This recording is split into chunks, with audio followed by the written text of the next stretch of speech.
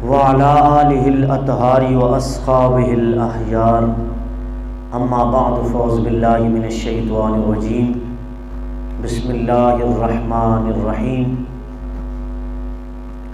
وقفوہم انہم مسعولون ان اللہ وملائکتہ یصلون علی النبی یا ایھا الذین آمنوا صلوا علیہ وسلموا تسلیما اللہم صلی علی سیدنا و اصحاب سیدنا و مولانا محمد وبارک وسلم وصلی علیہ الصلاۃ والسلام علیک یا رسول اللہ وعلی آلک و اصحابک یا سیدی یا حبیب اللہ الصلاۃ والسلام علیک یا نبی اللہ وعلی آلک و اصحابک یا شفیع المذنبین۔ اللہ تبارک تعالیٰ جل جلالہ وعظم نوالہ وعظم شانہ واتم برہانہ کی حمد و ثنا حضور سرور کائنات جناب محمد رسول اللہ صلی اللہ علیہ وسلم کے دربار گور میں ہدیہ درود و سلام عرض کرنے کے بعد نہایتی معزز سامعین و ناظرین، اللہ رب العزت کا لاکھ لاکھ شکر ہے کہ اللہ رب العزت نے جمعۃ المبارک کا مقدس دن نصیب فرمایا، اور اس کا لاکھ لاکھ شکر یہ کہ اللہ رب العزت نے آج کے اس مقدس دن میں میرے نبی علیہ الصلوۃ والسلام کے پیاروں کا تذکرہ کرنے کی توفیق نصیب فرمائی۔ میں اللہ رب العزت کی بارگاہ میں دعا کرتا ہوں کہ اللہ رب العزت مجھے حق اور سچ بیان کرنے کی توفیق عطا فرمائے۔ حضرات محترم، جیسا کہ گزشتہ جمعۃ المبارک ہماری 7 نشستوں پر اختیارات مصطفیٰ پر بات چل رہی تھی، تو وہاں ہم نے اس مسئلے کو سٹارٹ کیا۔ وہ بھی ایک بڑا وسیع موضوع تھا، بھی تقریباً 10-15 اور اقساط پر ہم بات کرتے، لیکن زیادہ لٹکا دینا ایک موضوع کو یہ مناسب بھی نہیں ہے۔ اس لیے اس ماہ رجب المرجب میں کئی ہستیوں کے دن بنتے ہیں، ان کے ساتھ ان کی نسبت ہے، تو اس لیے آج مخدومہ کونین سیدہ شباب اہل الجنہ کی امی جان اور میرے مصطفیٰ کریم کے جگر کے ٹکڑا سیدہ فاطمہ سلام اللہ علیہ ان کثیرن کثیرہ کے شوہر حضرت مولا کائنات کرم اللہ وجہ الکریم، ان کی ولادت جو مشہور قول کے مطابق 13 رجب المرجب کعبۃ اللہ شریف کے اندر آپ کی ولادت ہوئی ہے۔ تو اس لیے میں سمجھتا ہوں کہ آج مولا کائنات کی شان کے حوالے سے چند باتیں آپ احباب کے سامنے بیان کر دوں، اس امید کے ساتھ کہ اللہ رب العزت ہمیں ہر صحابی کی شان کو سننے اور سنانے کی توفیق عطا فرمائے۔ حضرت محترم حضرت مولا کائنات رضی اللہ تعالیٰ عنہ، آپ کی کنیت ابو الحسن ہے، ابو الحسن، اور ایک روایت کے مطابق آپ کو ابو تراب، ابو باپ کو کہتے ہیں، تراب مٹی، مٹی کے باپ، اور ابو الحسن حسن کے باپ، یہ آپ کی کنیت ہے۔ اور اس کے علاوہ حیدر، یہ بھی آپ کا ایک لقب ہے۔ حیدر، اسامہ، ٹائیگر، لائن، اسد، یہ سارے ان کے مینز جو بنتے ہیں، اس کا مطلب ہے شیر خدا رضی اللہ تعالیٰ عنہ۔ اور آپ کے والد گرامی کا نام ابو طالب ہے، اور آپ کی والدہ کا نام فاطمہ بنت اسد، یہ آپ کی والدہ کا نام ہے۔ پورا سلسلہ نسب یوں ہے: علی ابن ابی طالب بن عبد المطلب بن ہاشم بن عبد مناف بن قصی بن کلاب بن مرہ بن کعب بن لوئی۔ چونکہ حضرت ابو طالب کی شادی اپنے چچا کی لڑکی سے ہوئی تھی، یہ ان کے والد گرامی جو ہیں، اس لیے حضرت علی نجیب الطرفین، نجیب الطرفین ہاشمی، اور نبی علیہ الصلوۃ والسلام کے حقیقی چچا زاد بھائی تھے، حقیقی چچا زاد بھائی تھے، اور حضرت ابو طالب کا اصلی نام عمران ہے۔ کیا ہے ان کے دادے کا نام؟ حضرت علی المرتضی مولا کائنات کے والد ماجد سیدنا حضرت ابو طالب رضی اللہ تعالیٰ عنہ کے بارے میں یہ بھی قول ہے کہ آپ نے ایمان میرے نبی پر نہیں لایا تھا، انہوں نے کلمہ نہیں پڑھا تھا۔ اور بعض لوگ وہ بھی دلائل پیش کرتے ہیں، لیکن قوی اور اصح قول یہ ہے کہ انہوں نے میرے نبی علیہ الصلوۃ والسلام کا کلمہ آخری زندگی میں بھی، جیسا کہ بخاری اور مسلم کے اندر روایت موجود ہے، اور قرآن کی آیت انک احببت، کہ آپ جس سے محبت کرتے ہیں آپ اس کو ہدایت نہیں دے سکتے، اس ہدایت سے مراد اسلام ہے، ایمان ہے۔ یہ آیت ہی سیدنا ابو طالب پر نازل ہوئی تھی کہ آپ چاہتے تھے کہ میرے چاچے نے ساری زندگی میری اتنی خدمت کی کہ میرے نبی علیہ الصلوۃ والسلام کا نکاح بھی جناب ابو طالب نے پڑھایا۔ اتنی خدمت کے باوجود میرے نبی کی یہ طلب تھی کہ یہ میرا چاچا حالت کفر میں دنیا سے نہ چلا جائے، تو میرے نبی علیہ الصلوۃ والسلام نے آخری زندگی بھی کوشش کی، آخری وقت بھی کہا چچا میرا کلمہ پڑھ لو، تو آپ نے انکار کر دیا۔ ساتھ ہی ابو جان کھڑا تھا، اس نے کہا یار تم جاتے جاتے پہلے تو ہمارے خداؤں کو مانتے تھے اور اب اس بھتیجے کی بات ماننے لگے ہو۔ کہا تم نے اس محمد کے دین کو قبول نہیں کرنا، تو پھر وہاں انہوں نے انکار کر دیا، وہاں بھی انہوں نے اسلام قبول نہ کیا۔ یہ حضرت ابو طالب کے بارے میں آتا ہے، اس کے بارے میں بڑی روایات ہیں۔ جب حضرت ابو طالب دنیا سے چلے گئے تو کسی بندے نے سوال کیا میرے نبی کی بارگاہ میں کہ یا رسول اللہ، آپ کا چچا آپ سے پیار کرتا تھا، محبت کرتا تھا، آپ کی بڑی پرورش کی، حتیٰ کہ اپنے بیٹوں کو جہاں پر سلاتے تھے وہاں ہی اپنے اس بیٹے جناب محمد رسول اللہ صلی اللہ علیہ وسلم کی کفالت کرتے تھے۔ اور میرے نبی علیہ الصلوۃ والسلام سے سوال ہوا کہ یا رسول اللہ کیا آپ نے اپنے چچا حضرت ابو طالب کو کوئی فائدہ پہنچایا یا نہیں؟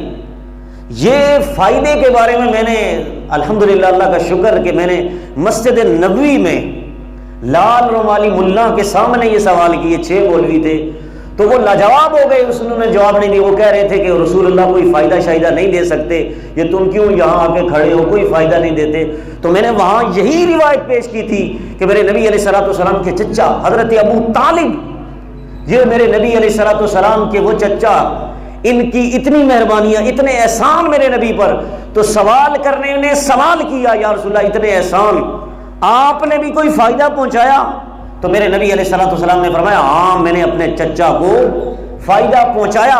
پہلا وہ جہنم کی پوری آگ میں جل رہا تھا، لیکن اللہ رب العزت نے میرے وسیلے سے اب میں نے اپنے اس چچا کو ہاتھ سے پکڑ کے جہنم سے نکالا ہے، اور نکال کے اب اس کے پاؤں کے تلوے آگ میں جل رہے ہیں، باقی سارا سلامت ہے۔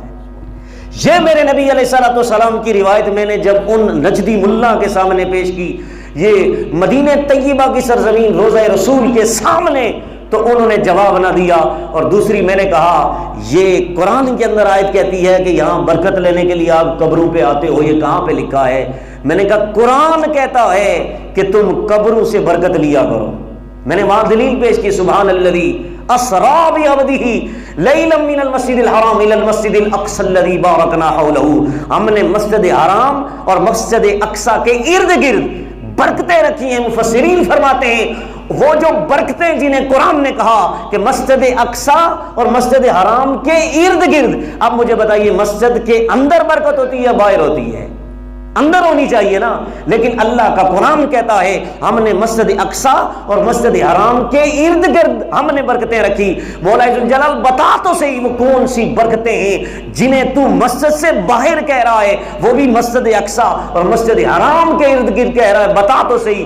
تو مفسرین فرماتے ہیں اللہ جن برکتوں کے بارے میں کہہ رہا ہے کہ ہم نے ارد گرد برکتیں رکھی ہیں، وہ 70,000 انبیاء کرام کی قبریں تھیں، 70,000 انبیاء کرام کی قبریں تھیں، ان قبروں سے برکت لینا یہ میرے نبی علیہ الصلوۃ والسلام کی شان اور زبان سے اور اللہ کے قرآن سے ثابت ہے۔ پتہ یہ چلا آپ سے کوئی پوچھے کہ قبروں پہ لینے کے لیے کیا جاتے ہو تو 15 پارے کی پہلی آیت کے اندر سے بتا دینا کہ قرآن کہتا ہے وہاں برکتیں رکھی ہوئی ہیں، ہم برکت لینے کے لیے جاتے ہیں۔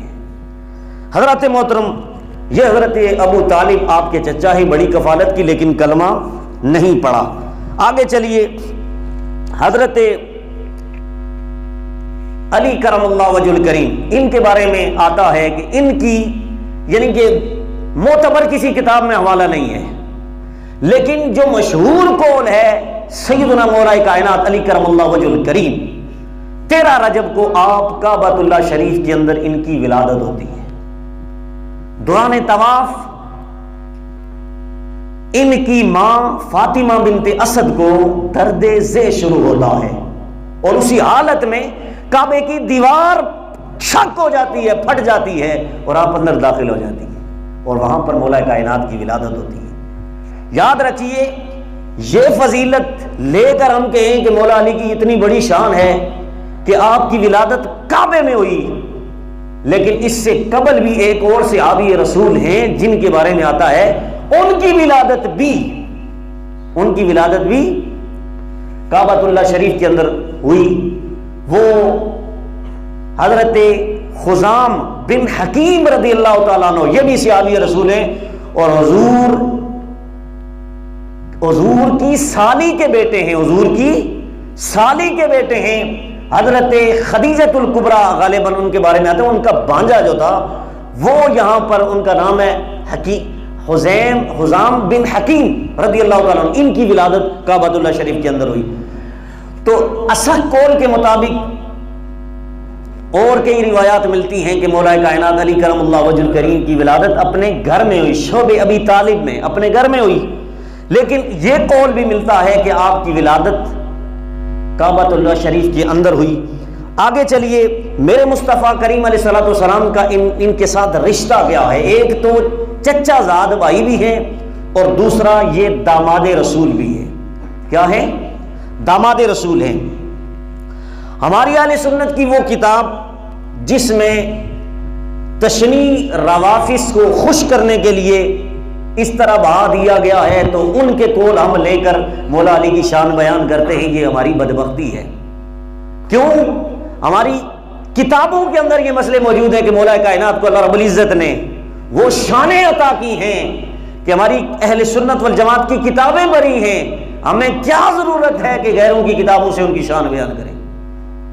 میں آپ کو بتانا چاہتا ہوں کہ اللہ رب العزت نے ہر صحابی کو وہ الگ مقام عطا کیا ہے جو کسی اور کے اندر موجود نہیں ہے۔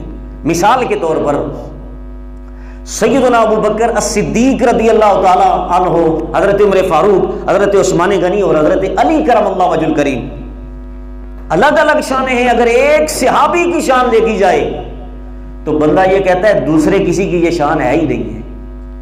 مثال کے طور پر پوری کائنات کے اندر نبیوں کے بعد اللہ رب العزت نے بعض کو بعض شانوں سے نواز دیا ہے۔ کیسے؟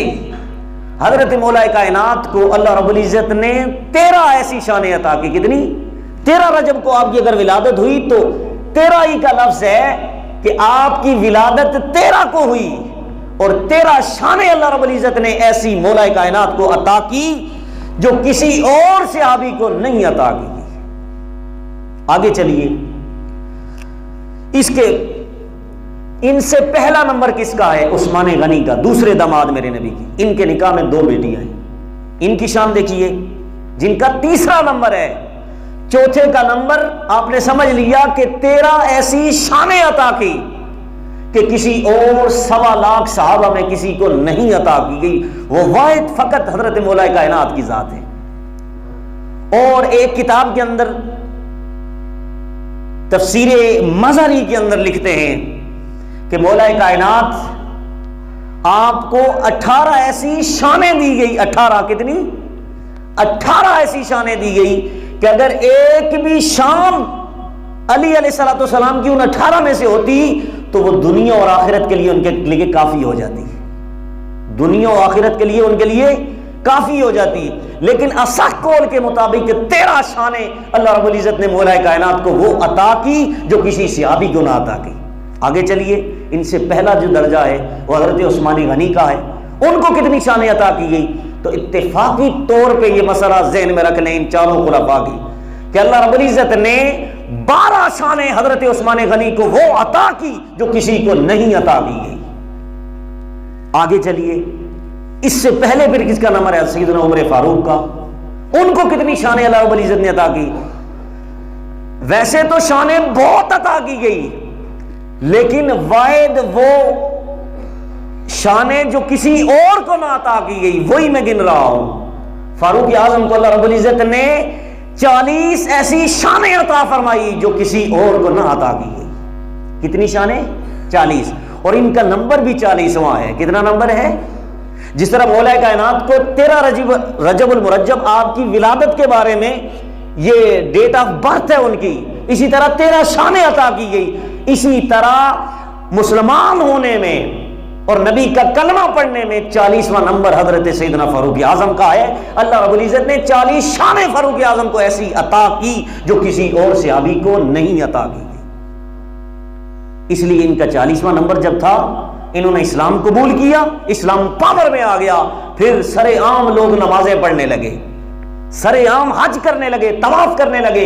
اتنے کفار ان سے ڈرتے تھے کہ میرے نبی نے جمعرات والے دن حضرت سیدنا فاروق اعظم کے لیے دعا مانگی۔ اللہ رب العزت نے جمعرات والے دن دعا کرنا اللہ کی بارگاہ میں اللہ نے قبول کر لی، اور 40واں نمبر فاروق اعظم کا آ گیا۔ جس وقت انہوں نے اسلام قبول کیا تو قرآن کی آیت نازل، یا ایھا النبی حسبک اللہ ومن اتبعک من المؤمنین، اے نبی حسبک اللہ ومن اتبعک من المؤمنین، اللہ تجھے کافی ہے، ومن اتبعک من المؤمنین، اور جن مومنین نے تمہاری اتباع کی وہ تمہارے لیے کافی ہیں۔ ان مومنین میں سیدنا فاروق اعظم کے بارے میں قرآن کہتا ہے یہ عمر ہی وہ مومن ہے کہ یہ تیرے لیے کافی ہے، تیرے لیے کافی ہے۔ اب چلیے امام الصحابہ سیدنا ابو بکر الصدیق رضی اللہ تعالیٰ عنہ، جو سارے نبیوں کے بعد سب سے افضل ترین بندہ، کائنات میں نبیوں کے بعد سب سے افضل بندہ، اور جسے مقام اللہ رب العزت نے عطا کیا وہ سیدنا ابو بکر الصدیق کی ذات ہیں۔ ان کو اللہ رب العزت نے کتنی شانیں عطا فرمائی؟ روایت کے اندر آتا ہے 80 شانیں اللہ رب العزت نے انہیں وہ عطا کی جو کسی کو نہیں عطا کی گئی۔ 80 شانیں سیدنا ابو بکر صدیق کو عطا کی گئی جو کسی اور کو نہ عطا کی گئی۔ 40 شانیں عمر فاروق کو وہ عطا کی گئی جو کسی اور کو نہ عطا کی گئی، اور 12 شانیں عثمان غنی کو وہ عطا کی گئی جو کسی کو نہیں عطا کی گئی، اور 13 شانیں مولا کائنات کو وہ عطا کی گئی جو کسی اور کو نہیں عطا کی۔ ان کے بارے میں آتا ہے مولا کائنات عن جابر بن عبداللہ رضی اللہ تعالیٰ عنہ قال رسول اللہ صلی اللہ علیہ وسلم الناس من شجر شتى وانا علی من شجر واحدہ، میرے نبی علیہ السلام نے فرمایا علی اور میں ایک ہی درخت سے پیدا ہوئے ہیں، علی اور میں ایک درخت سے پیدا ہوئے ہیں۔ یہاں بھی میرے نبی نے مولا کائنات کی ولادت کا تذکرہ کیا۔ آج ہمارا جمعہ بھی ان کی ولادت کے حوالے سے ہے۔ پتہ یہ چلا مولا کائنات کی ولادت کو بیان کرنا براہ راست میرے نبی کی سنت ہے۔ کس کی سنت ہے؟ یہ شیعوں کا کام نہیں ہے کہ شیعہ جس طرح وہ مولا کائنات کی شان بیان کرتے ہیں، یہ تو مسلمانوں کا نبی کو ماننے والوں کا کام ہے۔ ہم نے اہل بیت کی شان ان کے حوالے کر دی، چاہیے تو یہ تھا کہ ہم ان اہل بیت کا تذکرہ کریں۔ اہل بیت بھی ہمارے ہیں، صحابہ بھی ہمارے ہیں، لہذا ہم نے ٹھیکہ دے دیا کسی کو صحابہ کی شان بیان نہ کرنے کا، کسی کو اہل بیت کا، اور ہم سائڈ پہ ہو گئے۔ ذمہ داری ہم تھی، ہم اس چیز کے آل تھے کہ ہم ان عظیم ہستیوں کا تذکرہ کرتے، ان کی محبت کے بارے میں کہتے کہ ان کی محبت اللہ رب العزت نے ہم پر فرض فرما دی ہے۔ حضرات محترم، یہ میرے نبی کی حدیث، فرمایا اللہ رب العزت نے مجھے اور علی کو ایک ہی درخت سے پیدا کیا۔ یہ سوائق المحرکہ کے اندر صفحہ نمبر 133 پر، اور تاریخ الخلفاء کے اندر امام جلال الدین سیوطی صفحہ نمبر 258 پر لکھتے ہیں کہ اللہ رب العزت کے نبی نے فرمایا ہے کہ میں اور علی ایک ہی درخت سے پیدا ہوئے۔ اور اسی طرح المستدرک للحاکم کی جلد 3 صفحہ نمبر 241 پر روایت موجود ہے. حضرت جابر بن عبداللہ رضی اللہ تعالیٰ عنہ آپ فرماتے ہیں لوگ مختلف شجروں سے ہیں اور میں اور علی ایک ہی شجرے سے ہیں. یہ میرے نبی نے فرمایا لوگ مختلف شجروں سے ہیں، ان کا شجر نسب اور ہے، ان کے مختلف شجرے ہیں، لیکن میں اور علی ہم دونوں کا ایک ہی شجرہ ہے. اور آگے شجرے کی پھر 2 اقسام ہیں. کتنی؟ 2 اقسام. وہ شجرہ جو پیران عظام اور اپنے مریدین کو پڑھنے کے لیے دیتے ہیں، جس میں ان کے مرشد کامل، پھر ان کے مرشد کامل، پھر ان کے مرشد کامل، جاتے جاتے سیدھا جا کر میرے نبی کی بارگاہ میں شجرہ پہنچتا ہے. یہ سلسلہ بیعت کا سلسلہ ہے، یہ مشائخ کا سلسلہ ہے. اور وہ دوسرا شجرے کی دوسری جو اقسام ہے وہ حسبی نسبی ہے کہ جس نے میرے نبی علیہ الصلوۃ والسلام کی خاندان کے اندر شامل کر کے میرے نبی علیہ الصلوۃ والسلام کے بارے میرے نبی علیہ الصلوۃ والسلام نے علی کے بارے میں فرمایا تھا کہ علی میں اور میں ایک ہی شجرے سے تعلق رکھتے ہیں. اور حضرات محترم آگے قرآن کہتا ہے کہ جب میرا خاندان اتنی عظمتوں والا ہے، کون سا؟ کہ میرے نبی صلی اللہ علیہ وسلم فرماتے ہیں کہ میرا نسب اتنا پاک ہے کہ آدم علیہ السلام سے لے کر جناب ابراہیم خلیل اللہ تک پاک پشتوں سے، پاک رحموں میں میرا نور منتقل ہوتا ہوا آیا. پاک پشتوں سے کسی نے غیر اللہ کی عبادت نہیں کی میرے باپوں میں سے، آدم علیہ السلام سے لے کر. یہ تفسیر مظہری کے اندر. اور اس آیت کے مطابق سورہ شعراء کی آیت نمبر 219 کے تحت رب فرماتا ہے وَتَقَلُّبَكَ فِي السَّاجِدِينَ، اور جہاں جہاں سے تیرا نور چلتا ہوا آیا، تیرا نسب چلتا ہوا آیا، اس کے اندر کسی غیر کا، کسی شرک کا، کسی غیبت کا، کفر کا سوچا بھی نہیں جا سکتا. پاک اور طیب ماں باپ کے یعنی کہ طاہر کے اندر، جسد کے اندر سے یہ نور چلتا ہوا سیدھا آمینہ کی گود میں آ گیا. اور آگے تذکرۃ الواعظین کے اندر بھی یہ روایت موجود ہے. عن ابی العاص رضی اللہ تعالیٰ عنہ انہ قال رسول اللہ صلی اللہ علیہ وسلم لعلی ابن ابی طالب کرم اللہ وجہ الکریم یا علی انتا وانتا نقلنا من اصلاب الطاہرات الى الارحام الزاکیات وما مسنا احد الجاہلیہ. میرے نبی علیہ الصلوۃ والسلام نے فرمایا اے علی، میں اور تم اصلاب طاہرہ سے ارحام طیبات میں منتقل کیے گئے، اور ہمیں زمانہ جاہلیت نے نہ زمانہ جاہلیت میں کسی نے نہیں چھوا، کہ ایسے شخص نے نہیں چھوا کہ جو کفر کی حالت میں تھا، جو شرک کی حالت میں تھا. یہ میرے نبی علیہ الصلوۃ والسلام کی روایت ہے. اور آگے چلیے حضرت ریاض النظرہ کے اندر علامہ شپلنجی رحمۃ اللہ تعالی علیہ اور اسی طرح صاحب ریاض النظرہ صفحہ نمبر 120 پر لکھتے ہیں کہ کنت انا وعلی نورا بین یدی اللہ تعالی قبل ان یخلق آدم علیہ السلام ب14,000 عام فلما خلق اللہ علیہ السلام قسم ذلك النور جزءین فجزءا انا وجزءا علی. میرے نبی علیہ الصلوۃ والسلام نے فرمایا میں اور علی آدم علیہ السلام کی تخلیق سے 14,000 سال پہلے اللہ کے ہاں نور تھے. کیا تھے؟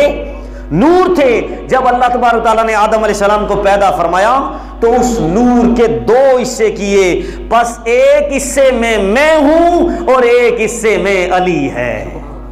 ایک حصے میں ہوں اور ایک حصے میں علی ہے.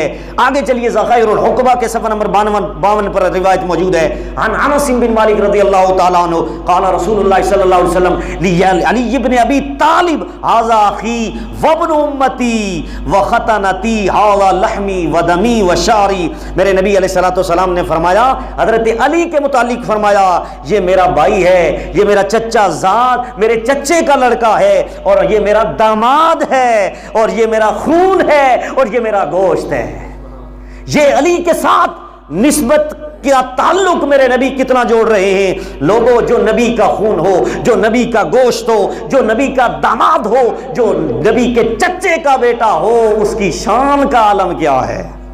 السوائق المحرکہ کے اندر پھر لکھتے ہیں اما ترضى ان تكون منی بمنزلت ہارون من موسیٰ غیر انہ لا نبی. میرے نبی علیہ السلام نے فرمایا تیرا اور میرا رشتہ اس طرح ہے جس طرح موسیٰ علیہ السلام کا ہارون ان کے سگے بھائی کے ساتھ تھا.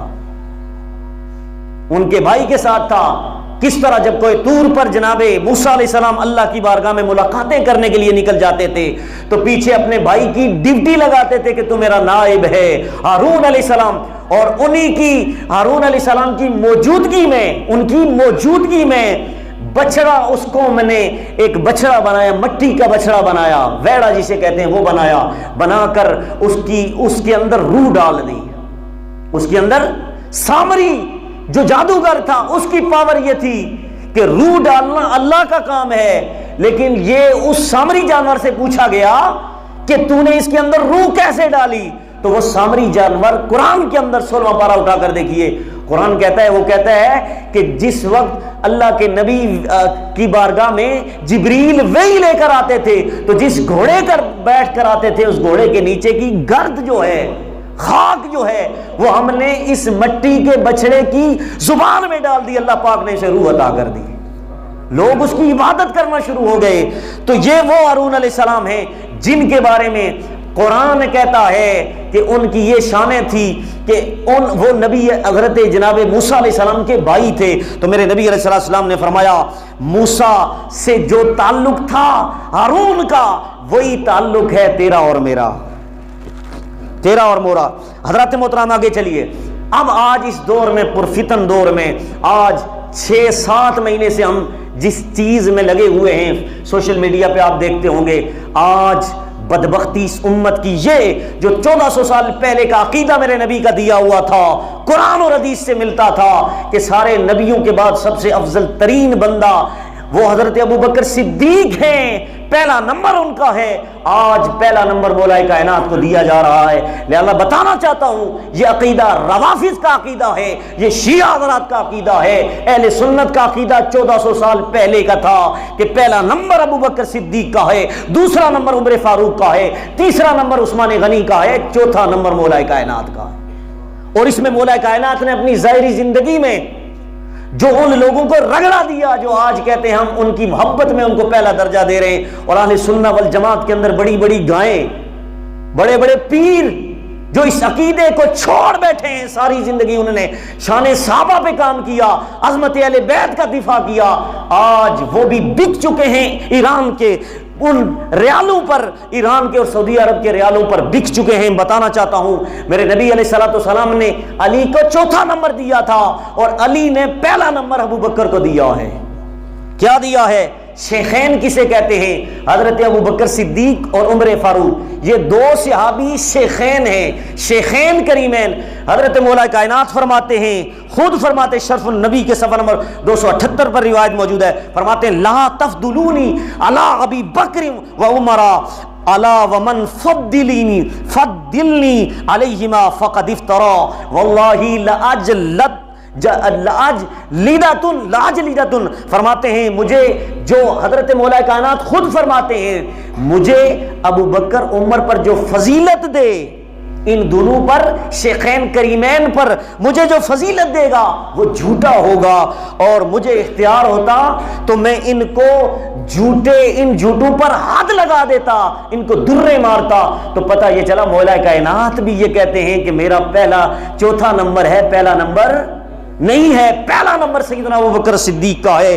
حضرت محترم خود میرے نبی علیہ الصلوۃ والسلام کے یہ صحابی مولا کائنات خود فرماتے ہیں کہ ایک اور مقام پر فرماتے ہیں شرف النبی کے اندر، ایک زمانہ آئے گا کہ ایک ایسا طبقہ ابھرے گا کہ جو رافضیوں کے نام سے شہرت پائے گا، وہ میرے دوست ہونے کے جھوٹے دعوے دار ہوں گے، میرے محب ہونے کے جھوٹے دعوے دار ہوں گے، کہیں گے ہم مولا علی سے پیار کرتے ہیں. فرمایا وہ میرے دوست نہیں ہوں گے، مجھ سے پیار کرنے والے نہیں ہوں گے، وہ صرف میرا نام استعمال کریں گے، اور ان کی بڑی نشانی یہ ہوگی وہ حضرت ابو بکر اور حضرت عمر فاروق کو گالیاں دیں گے. وہ مشرک ہیں، ان سے جہاں تک ہو سکے جنگ و قتال کرنا، جہاں تک ہو سکے ان سے جنگ و قتال کرنا. کہا یہ میری امت میں مجھے ان لوگوں کا خدشہ ہے. اور خود میرے نبی علیہ الصلوۃ والسلام نے فرمایا 2 طبقے تیری وجہ سے جہنم میں چلے جائیں گے. میرے نبی نے فرمایا علی تیری وجہ سے 2 طبقے جہنم میں چلے جائیں گے، ایک افراط اور ایک تفریق، ایک فضیلت میں تجھے بڑھائیں گے اور یہاں تک کہ اللہ تک ملا لیں گے، وہ بھی جہنم میں جائیں گے، اور ایک وہ طبقہ ہوگا جو تجھ سے بغض رکھیں گے. صرف ایک ہی طبقہ ہے جو جنت میں جائے گا، نہ تجھے بڑھائے گا نہ گھٹائے گا. جو متوسط شان اللہ رب العزت نے جو تجھے عطا کی وہی مانے گا، وہ سیدھا جنت میں جائے گا. تو اس لیے ہم نہ گھٹانے والے ہیں نہ بڑھانے والے ہیں، وہی شان مولا کائنات کی مانتے ہیں جو اللہ رب العزت نے آپ کو عطا کر دی. حضرات محترم، یہ مولا کائنات وہ ہیں کہ جن کو اللہ رب العزت نے یہ شان عطا کی. ایک دن میرے نبی علیہ الصلوۃ والسلام، بخاری شریف کے اندر حدیث پاک موجود ہے، میرے نبی علیہ الصلوۃ والسلام کی بارگاہ میں کسی بندے نے ایک پرندہ جو حلال پرندہ تھا اس کو روسٹ کر کے میرے نبی کی بارگاہ میں پیش کیا. اللہ اللہ حضرت مولا کائنات کرم اللہ وجہ الکریم کی شان سننے والوں، میرے نبی علیہ الصلوۃ والسلام نے وہ جو کھانے کا پرندہ تھا روسٹ کیا ہوا، میرے نبی نے تناول نہ فرمایا. اپنے گھر کے اندر حجرے کے اندر میرے نبی انتظار فرما رہے ہیں. کسی نے پوچھا یا رسول اللہ کس کا انتظار ہو رہا ہے؟ میرے نبی نے فرمایا آج میرے ساتھ وہ بندہ یہ پرندہ روسٹ کیا ہوا کھائے گا جو اللہ سے بھی پیار کرتا ہوگا، جو مجھ سے بھی پیار کرتا ہوگا، اللہ اور اس کا رسول اس سے بھی پیار کرتا ہوگا.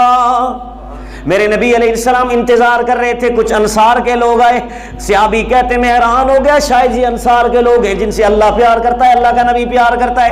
کہتے تھوڑی دیر بعد کسی نے دروازے پہ دستک دی، دروازہ کھولا گیا، دیکھا سامنے علی موجود ہیں. میرے نبی نے فرمایا علی میں تیرا انتظار کر رہا تھا. میرے نبی کے ساتھ بیٹھ کر مولا کائنات نے وہ پرندہ روسٹ کیا ہوا تناول فرمایا. یہ وہ علی ہیں کہ جن سے اللہ بھی پیار کرتا ہے، اللہ کا نبی بھی پیار کرتا ہے، اور یہ بھی اللہ اور اس کے رسول سے پیار کرتے ہیں. اللہ رب العزت ہم سب کو حقائق سمجھنے کی توفیق عطا فرمائے. وآخر دعوانا